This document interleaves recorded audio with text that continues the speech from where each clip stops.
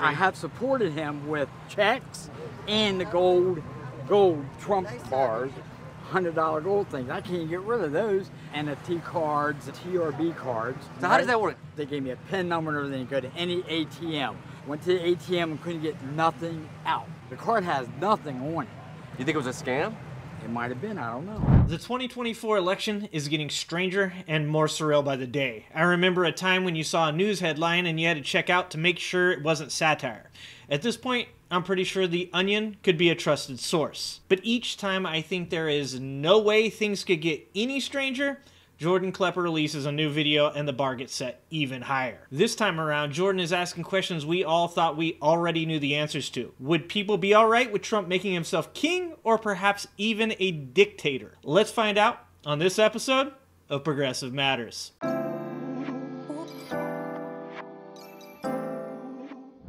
Trump has been talking right now about, he says he thinks he should be immune from the actions he takes while president. Absolutely. You think he should have total immunity? Otherwise, everyone's going to jail.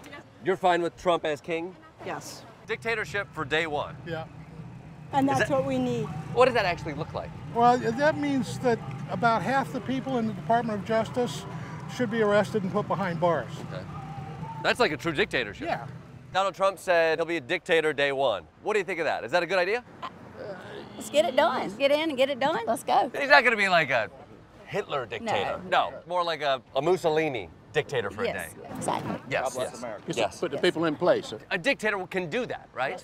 It can put people in place. Absolutely. The good people are over here, the bad people are over here in the gulag. At this point, it's what America needs.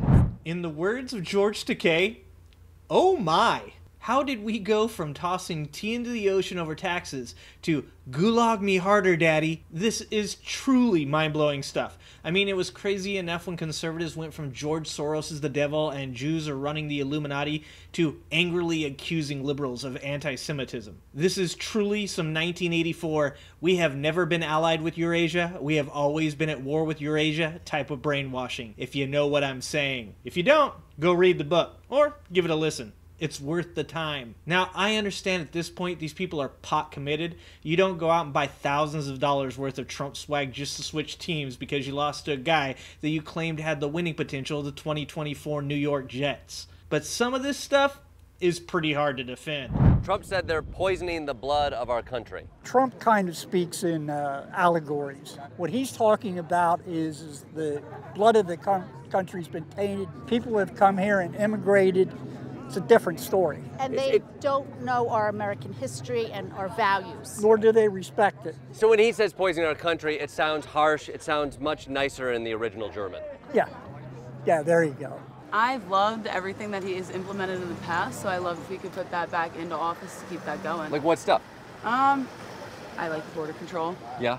Yeah, that's a big point. We should be working to fix what's happening at the border. Yeah. Feels like Congress is just sitting on their hands right now doing nothing. Yes. They brought up a bill to do something, and Trump said, no frickin' way.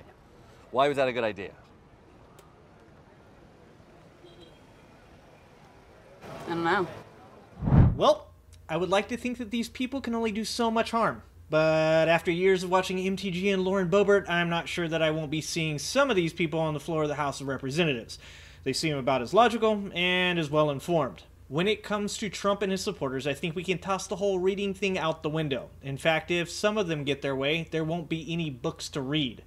Ah, yes. Fahrenheit 451, another classic. Convincing people that education is bad and everything is fake is Trump 101. It also just happens to be heavily prevalent in cults and books that warn about dystopian futures. In fact, Trump does kind of resemble Napoleon from Animal Farm, and we all know how much he loves the sheep. But the Republican primary isn't even over yet, right?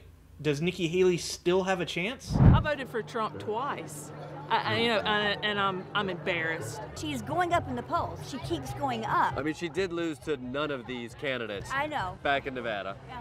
Tough. I am not smart enough to tell you numbers, but I can tell you one thing.